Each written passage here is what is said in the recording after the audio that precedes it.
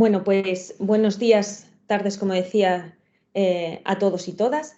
Comenzamos con las conferencias en directo del último día del simposium y yo tengo el inmenso honor de presentar a la primera ponente de este día, la doctora Gloria Benítez King. La doctora Benítez es investigadora en ciencias médicas y responsable del Laboratorio de Neurofarmacología del Instituto Nacional de Psiquiatría, Ramón Fuente Muñiz, de Ciudad de México, desde hace más de 35 años. Sus líneas de investigación se centran en el estudio de los mecanismos de acción de fármacos psicoactivos y también de la melatonina. De hecho, a través de sus trabajos se ha profundizado en el conocimiento de las acciones de la melatonina, sobre la función celular y también su sincronización con el ciclo luz-oscuridad. Todos estos estudios se han visto plasmados en un impresionante currículum con más de 100 publicaciones científicas y...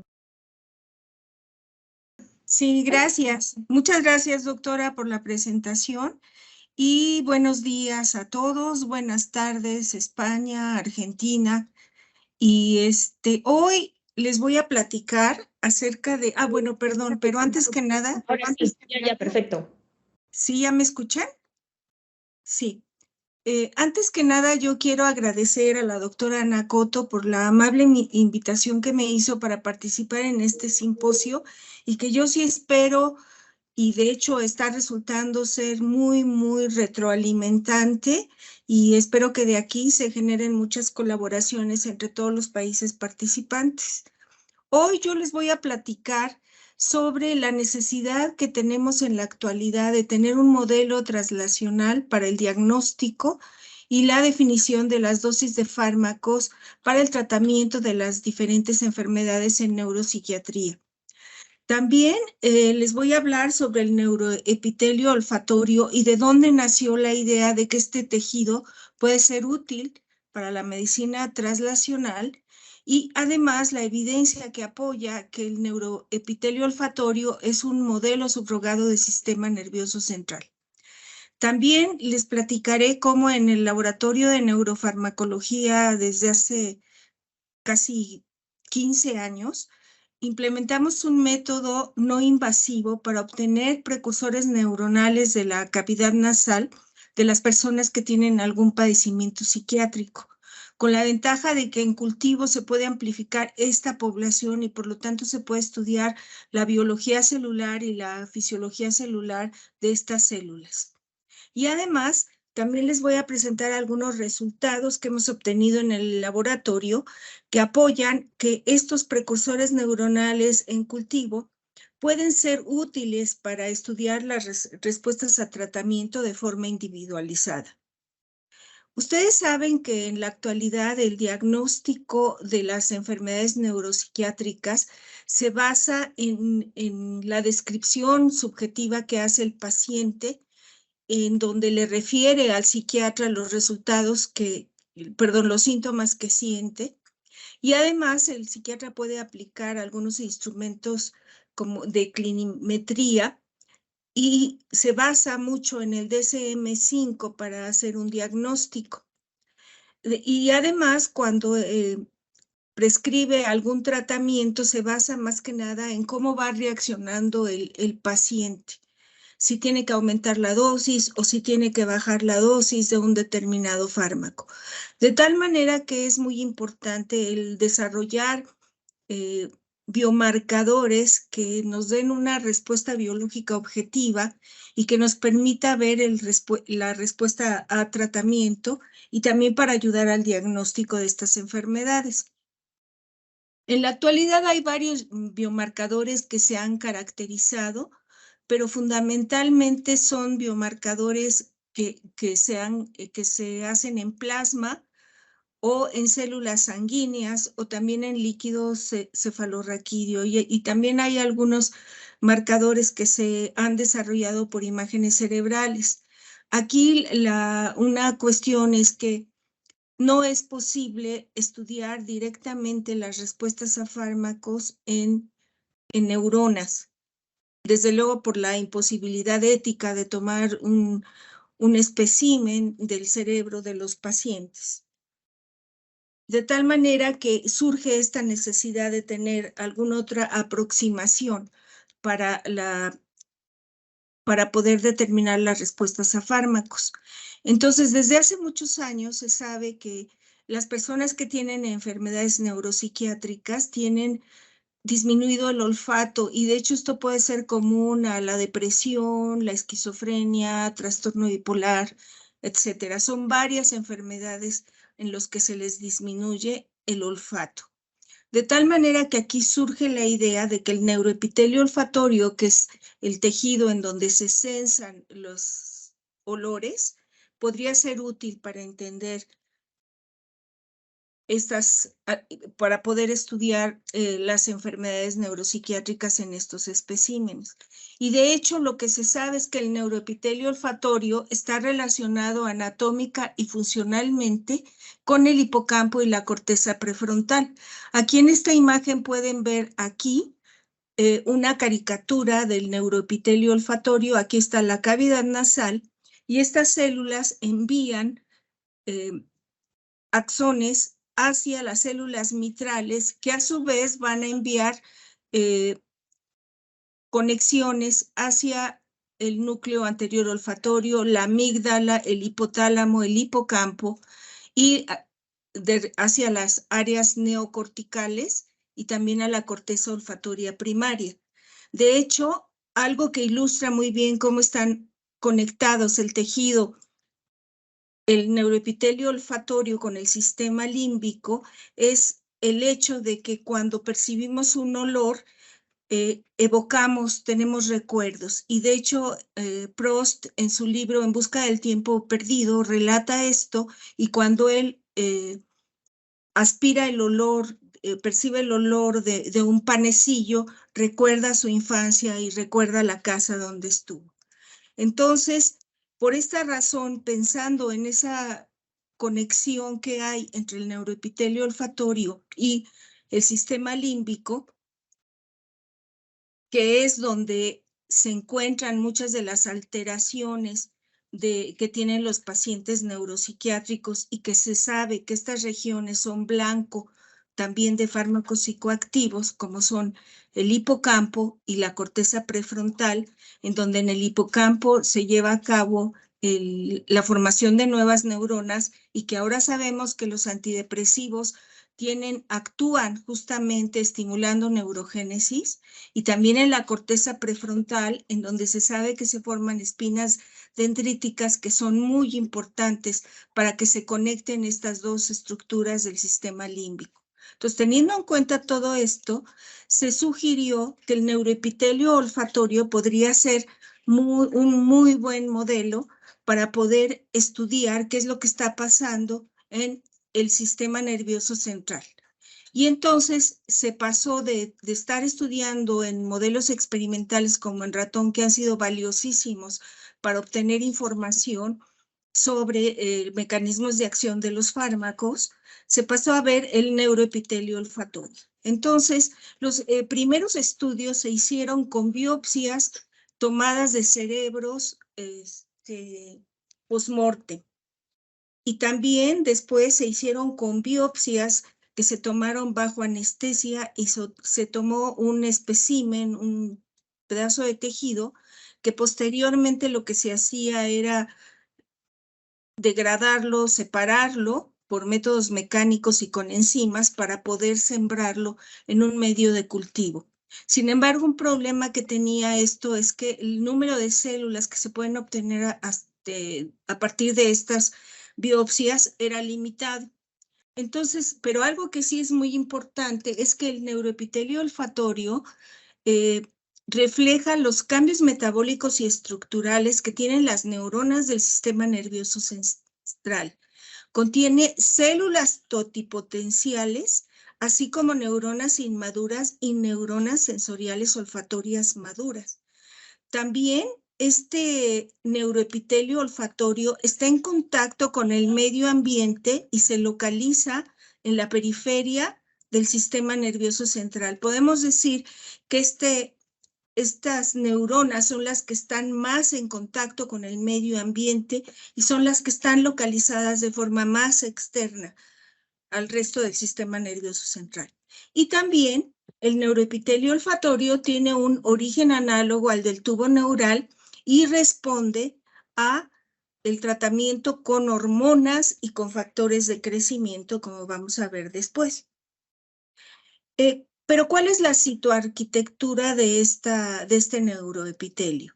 Bueno, es un tejido que está formado, como ya les decía, da hacia la cavidad nasal, que señalo aquí, y también en la lámina cribosa está localizada la lámina propia, que es y en la lámina propia hay células que son totipotenciales, son células horizontales y globosas, que se van a dividir, se van a diferenciar y van a dar lugar a las neuronas sensoriales olfatorias maduras que pueden ver aquí. También este tejido está formado por células de sostén o células sustentaculares y desde luego por neuronas que están en diferentes etapas de desarrollo. Cada una de estas neuronas expresan proteínas que nos han servido como marcadores para poder identificar de qué tipo de células se saben. Por ejemplo, las neuronas olfatorias maduras expresan una proteína que es la Olfactory Marker Protein, expresan tubulina beta 3, NCAM, MAP, etc. Y aquí las neuronas inmaduras expresan GAP43 y definitivamente las células horizontales que son totipotenciales expresan SOX, PAX y citoqueratinas. De tal manera que con esto es posible en cultivo identificar de qué tipo de neuronas se trata. Borgman y Winter en el 2009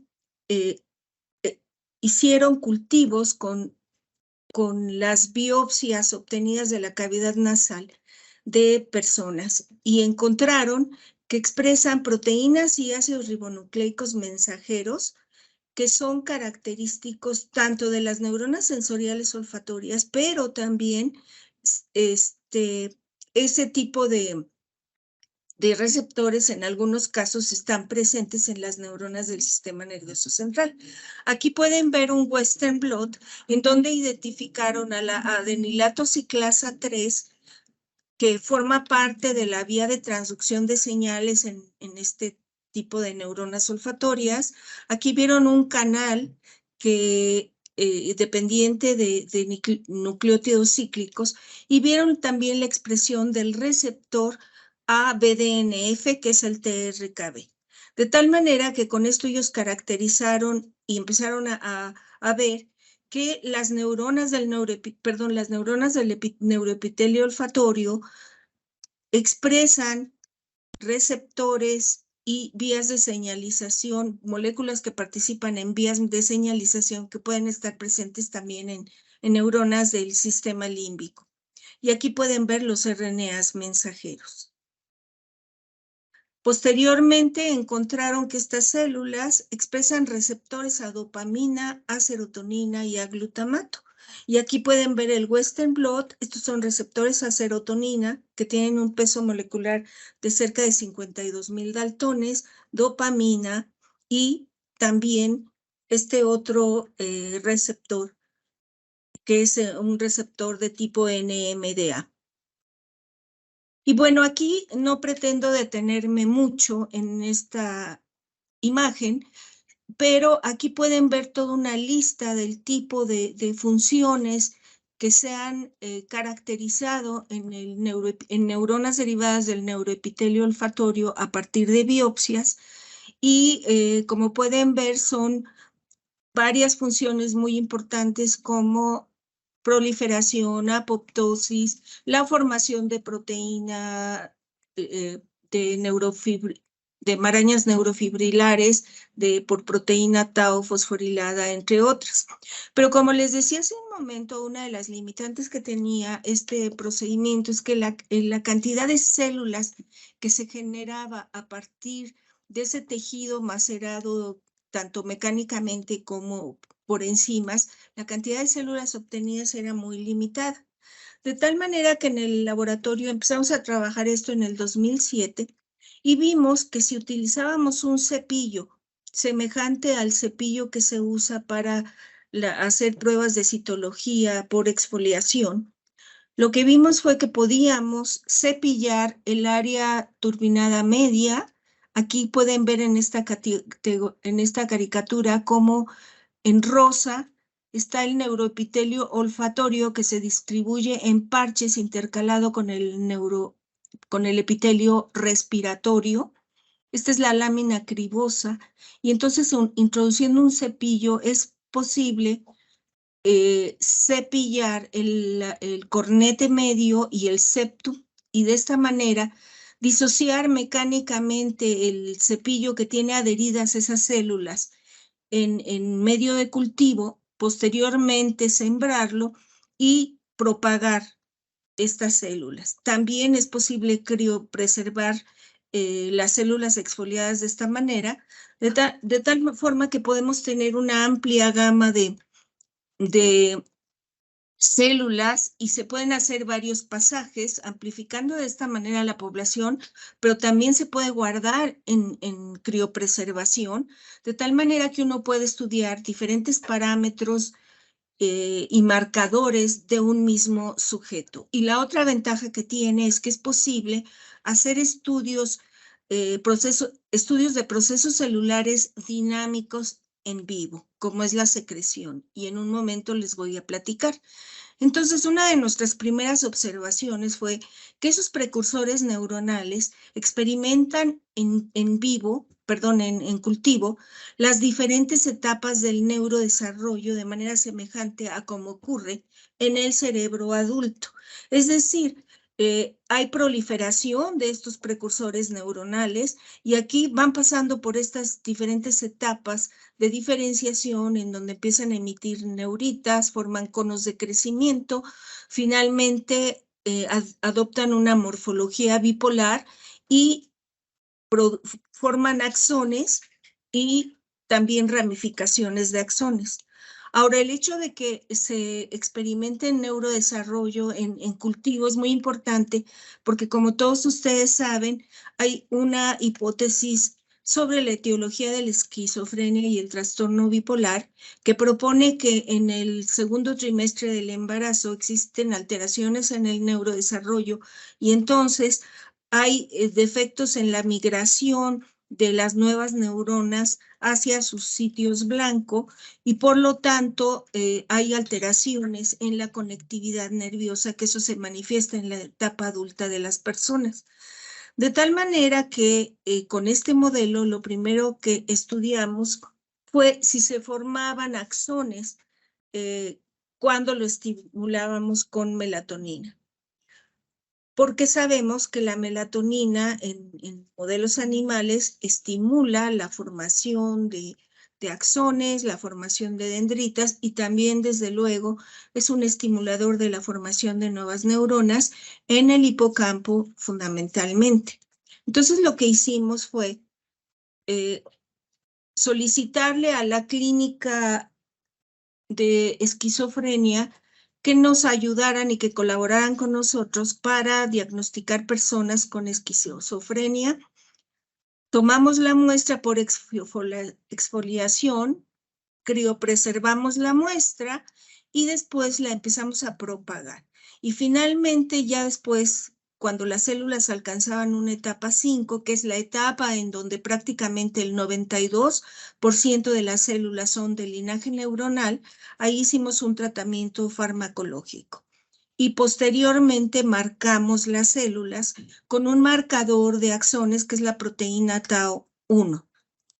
Y aquí tienen los primeros resultados. Esta es una curva dosis-respuesta de melatonina, en donde incubamos una clona de precursores neuronales con diferentes concentraciones de melatonina y entonces cuantificamos el número de axones que eran positivos, que eran prolongaciones alargadas positivas a la proteína tau 1 y también cuantificamos la cantidad de esos axones que se ramificaban. Y aquí pueden ver el resultado, que con concentraciones que circulan en el plasma, que es cerca de 1 nanomolar y 100 nanomolar, se incrementa la formación de axones. 100 nanomolar es la concentración que circula en el líquido cefalorraquídeo durante la noche, es de 100 nanomolar, y también aumenta la cantidad de células que forman axones. También vimos en esta clona que las células, cuando se estimulan con potasio, secretan. Se midió la cantidad, la fluorescencia emitida por el FM143 que tiñe a la membrana, y que lo que ocurre es que cuando se fusionan las vesículas hacia la membrana, que están siendo transportadas hacia la membrana fluoresce más y hay incrementos entonces en esa cantidad de fluorescencia relativa. Y entonces lo que se ve es que cuando se incuba las células con melatonina durante 6 horas, se observa que hay un incremento en la secreción, tanto en el soma, que aquí está mostrado en esta imagen, en esta imagen que es tomada por Dick, incrementa esa fluorescencia en el soma, también en el soma de neuronas olfatorias que están más maduras, que tienen una forma redonda, y también en axones, que aquí lo pueden ver. Y también utilizamos como un marcador a la sinapsina 1, ya que la sinapsina 1 forma parte integral de las vesículas que van a ser secretadas, y aquí lo pueden ver como estos puntitos negros. De tal manera que aquí lo que vimos es que con 10 a la menos 7 molar de melatonina, y se incrementa tanto la amplitud de la fluorescencia medida como la velocidad de este fenómeno de secreción. Entonces, luego lo que procedimos fue a estudiar cómo se formaban los axones, o si era posible estimular la formación de axones con melatonina en personas que habían sido diagnosticadas con esquizofrenia. Y en este primer estudio se aislaron las células de una sola persona con diagnóstico de esquizofrenia, y se cultivaron las células y se tiñeron con el anticuerpo contra la proteína Tau1 para identificar los axones. Y también en paralelo se incubaron unas células con el vehículo y otras con 10 a la menos 7 y otro grupo con 10 a la menos 5 molar de melatonina. Aquí pueden ver cómo A y A son células de una persona sin padecimiento neuropsiquiátrico, y aquí abajo de una persona con el diagnóstico de esquizofrenia. Y como pueden ver, esta es la formación espontánea de axones en presencia del vehículo en el sujeto control, y aquí está la persona con las células de la persona que donó con esquizofrenia. Y vean, aquí prácticamente no hay formación espontánea. En cambio, si se pone 10 a la menos 7 o 10 a la menos 5 molar de melatonina, se incrementa esta formación de axones, pero vean la respuesta en el caso de las células de la persona con esquizofrenia es menor. Es mucho más robusta en el caso del sujeto control, responde de manera más robusta. Sin embargo, también es posible estimular esa formación de axones en las personas con esquizofrenia. Utilizamos como marcador también de formación de axones la GSK3 beta fosforilada, porque se sabe que cuando se forman los axones, se forman los axones, y es un proceso que depende en parte de la estimulación de los receptores a melatonina, y vía abajo se activa la GSK3 beta, y lo medimos esa activación como la cantidad relativa de GSK3 beta fosforilada. Y como pueden ver aquí, hay ese incremento en la cantidad de esa enzima fosforilada. Entonces también vimos la secreción de estas dos poblaciones de células, de una persona sin enfermedad psiquiátrica y otra con enfermedad psiquiátrica. Estimulamos las células con cloruro de potasio y se vio la emisión de fluorescencia por FM143. Y aquí lo que pueden ver es que melatonina, en el caso de los sujetos control, estimula la secreción. En cambio, en el caso de los sujetos con esquizofrenia que aquí pueden ver está aumentada en relación, esa secreción en relación a las células donadas por un participante sin enfermedad psiquiátrica es mayor, pero melatonina disminuye esa secreción. Entonces, aquí estos resultados lo que nos están indicando es que melatonina, como ya se había descrito, actúa como una hormona riostática, llevando hacia arriba o hacia abajo las funciones o los procesos biológicos para alcanzar la homeostasis. Y bueno, otra de las cosas que hemos hecho con estos precursores neuronales es medir la neurogénesis. Estos precursores neuronales forman esferas, neuroesferas o esferas, son grupos de células que van creciendo, van proliferando y se va formando cada vez un cúmulo mayor de células hasta que se desprenden del sustrato y flotan, y a eso se le llama neuroesferas, que fueron descritas por Roizen hace como 20 años. Y entonces aquí pueden ver esas neuroesferas. En este caso, lo que está teñido con rojo son neuroesferas teñidas con faloidina rodaminada, que tiñe microfilamentos. Este es nestina, que marca neuronas inmaduras, células inmaduras, perdón. Aquí están los núcleos y aquí está está teñida doble cortina, que es un marcador de neurogénesis, y aquí pueden ver esta neuroesfera que teñimos con bromo desoxiuridina como índice de que estas células están proliferando. Entonces, en estos cultivos, cuando se incuban con ketamina, que realmente se sabe poco acerca de sus efectos neurogénicos, pero aquí lo que encontramos es que sí estimula la neurogénesis con dosis en el rango nanomolar. Lo mismo ocurre con melatonina, que ya sabemos que tiene un efecto neurogénico y eso se había demostrado en modelos animales, pero también estimula esta formación de nuevas neuronas en los precursores neuronales olfatorios. Y aquí vemos los índices de proliferación. De tal manera que esto también refuerza que es un modelo útil para ver respuestas a fármacos. Desde luego que en estas células nosotros, antes de hacer todos estos experimentos, vimos que sí expresaban receptores a melatonina y expresan los receptores MT1 y MT2. Y luego, cuando probamos la combinación entre ketamina y melatonina, aquí observamos que igual se va incrementando la formación de estas neuroesferas o esferas adheridas, que son clústeres de precursores neuronales olfatorios. Y bueno, el último punto que les voy a presentar en mi charla es que también en estas células lo que hicimos fue medir la formación del cilio primario y la longitud del cilio primario, dado que este es un organelo que es clave para el neurodesarrollo.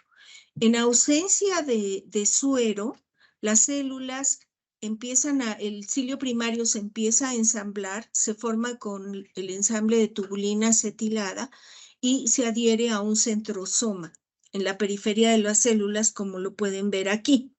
Y entonces, cuando recibe una serie de señales extracelulares para hacer que el cilio, que las células empiecen a diferenciarse. Sin embargo, cuando incubamos a las células con suero, en donde ahí hay factores de crecimiento, el cilio empieza a reabsorberse y las células empiezan a dividirse.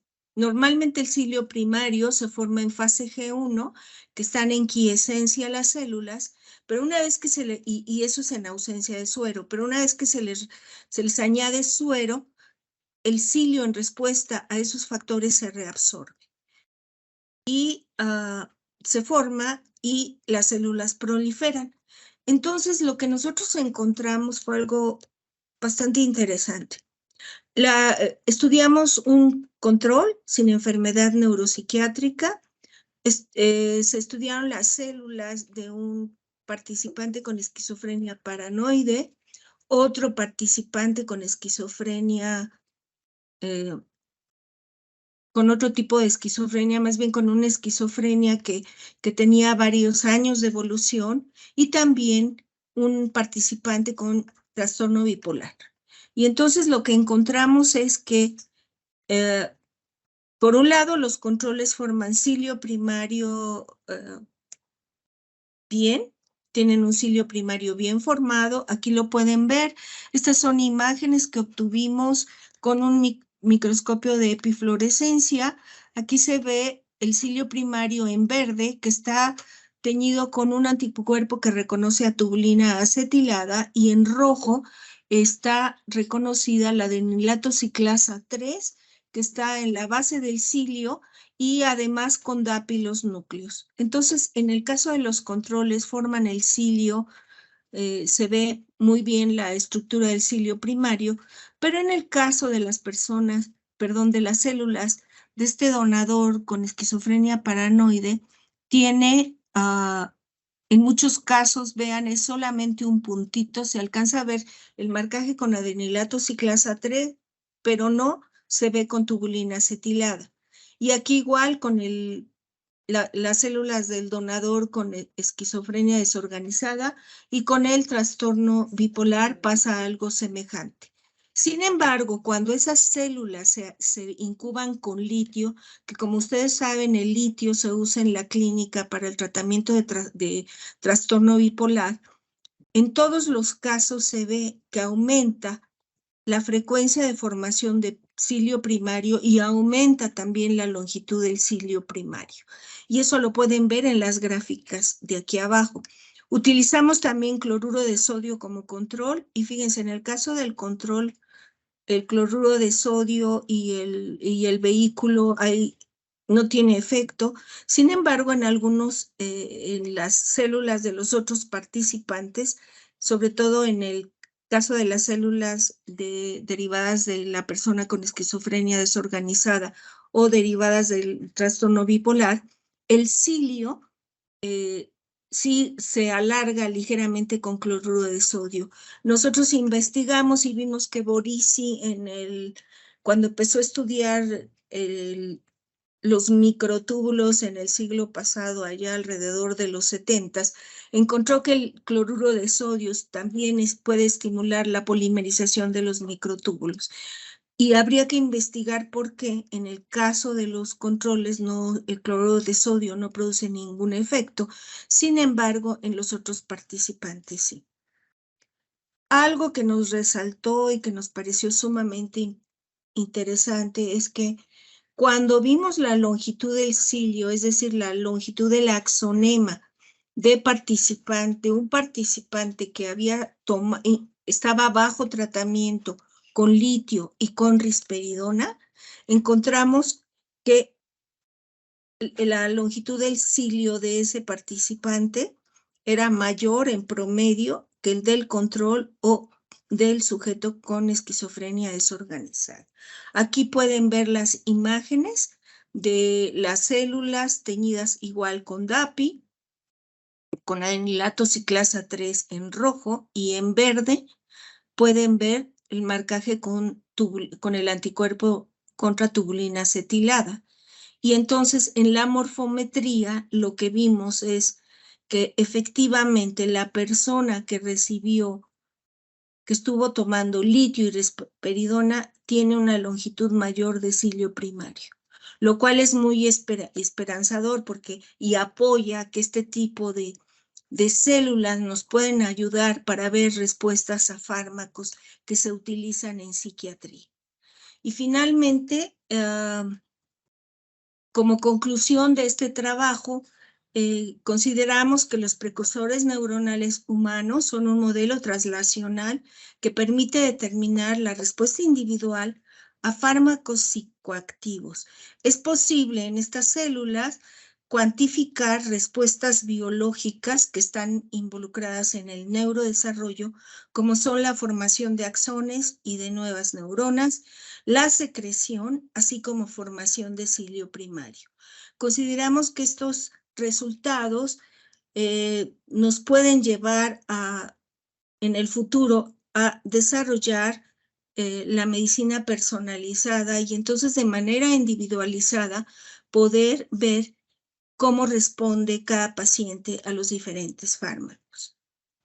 Finalmente, yo quiero agradecer a mi grupo, aquí encuentran los nombres, a la Clínica de Esquizofrenia y Trastorno Bipolar, que han colaborado con nosotros, a las investigadoras de la Dirección de Investigación en Neurociencias, la doctora Rosa Estrada, la doctora Citlali Trueta y Montserrat Guerrero Cercó, quienes han participado, las dos últimas, en los experimentos de secreción, y la doctora Rosa Estrada Reyes ha colaborado con nosotros desde hace varios años con los modelos de roedores que ella tiene, y hemos ido investigando a la par las respuestas en roedores y las respuestas en los precursores neuronales humanos.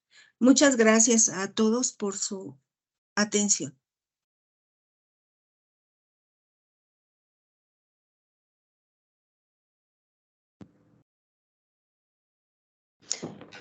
Muchas gracias, doctora Benítez, por su excelente charla. Ha sido muy, muy interesante. Sobre todo, yo destacaría la potencialidad terapéutica que tienen estos dos ensayos que nos ha mostrado. Y si alguien tiene alguna pregunta, si alguno de los asistentes tiene alguna pregunta que le podamos trasladar a la doctora Benítez, estaríamos encantados de hacerlo. Vale, hay una pregunta. Preguntan si en pacientes con Parkinson, bueno, en realidad no es una pregunta, en pacientes con Parkinson, un dato inicial antes de presentar alteraciones motoras, existe anosmia. ¿Esto se relaciona con estos resultados?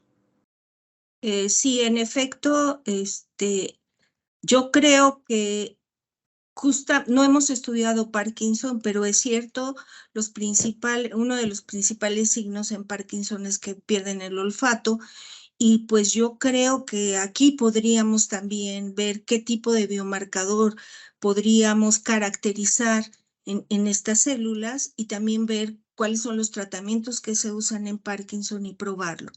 Desde luego que hay ese potencial, pero como ven, hay muchísimo trabajo que hacer. También hay muchas preguntas y mucho trabajo que hacer. Vale, ¿tenemos alguna otra pregunta? Bueno, le dan la enhorabuena por su excelente ponencia y le preguntan cuál puede ser la utilidad futura de estas células en la medicina personal. Yo como veo es obtener las células, y en el caso, por ejemplo, de la depresión, que ese es un problema porque los fármacos se los dan a las personas y se tardan 3 semanas en tener alguna respuesta, y la respuesta es en realidad subjetiva, es más bien una apreciación subjetiva por la clínica de la respuesta. Creo que una utilidad sería tomar las células de un paciente con depresión mayor, incubar con diferentes fármacos y ver la respuesta neurogénica, que se sabe que está relacionada directamente con la acción de los fármacos antidepresivos en el hipocampo, que estimula la formación de nuevas neuronas. Creo que esa sería una de las utilidades, o algo que a futuro consideramos que puede ser, y de hecho vamos a empezar ya un nuevo proyecto, o un proyecto derivado de en donde vamos a estudiar las células de las personas con depresión mayor.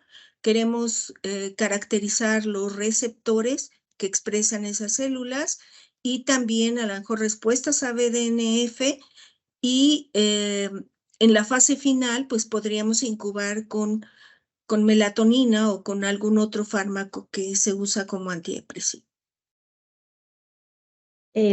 Otra pregunta sería, espera, me lo he perdido. ¿Se han descrito alteraciones olfativas en los pacientes con esquizofrenia? Perdón, otra vez me distraje leyendo aquí en el chat. Sí, perdón. ¿Se han descrito alteraciones olfativas en los pacientes con esquizofrenia? Sí, de hecho sí, son estudios de Turkesky, algo así, y sí se ha visto que disminuye la olfacción, y de esta manera también, pues una de las aproximaciones es precisamente hacerles prueba de olfato a estas personas y luego hacer el estudio. de los biomarcadores. Vale, no queda mucho tiempo para preguntas, pero aprovechando mi papel como moderadora, si me lo permiten, le voy a hacer una pregunta yo. Tiro un poco por mi rama de estudio, que son receptores. Entonces, quería preguntarle si se ha visto o sabe algo de receptores olfatorios, es decir, los receptores a los que llegan las moléculas olorosas del bulbo olfatorio. Si tiene alguna idea de cómo están, si están afectados, si están alterados, si ha visto algunos cambios en su cantidad, si ha detectado o identificado algún tipo de estos receptores. Nosotros no hemos estudiado los receptores a sustancias odoríferas. Sé que estas células sí responden a eugenol. Si uno incuba las células con eugenol o con alguna otra sustancia, sí se activan esos receptores. Yo creo que ese es un campo de investigación virgen prácticamente. No se sabe la respuesta en células derivadas de pacientes. Y creo que eso puede ser también algo muy interesante para explorar. También si esas células precursoras, esas células madres, son capaces de generar células diferenciadas que expresen estos receptores, también podría ser un buen campo de estudio, porque se podrían probar las distintas moléculas olorosas e incluso ver las diferencias entre pacientes y controles. Desde luego, sí, ese campo está abierto. Sí. Vale. No hay mucho tiempo más para preguntas, entonces cualquier pregunta que puedan tener, les rogamos por favor que utilicen el email de la ponente para hacérsela llegar. Le agradecemos una vez más su presencia en este simposio, su excelente charla, y en breves minutos vamos a comenzar la siguiente conferencia en directo de la tarde a cargo de Isabel Fariñas, así que no se muevan de ahí que enseguida volvemos. Gracias. Muchas gracias. Gracias.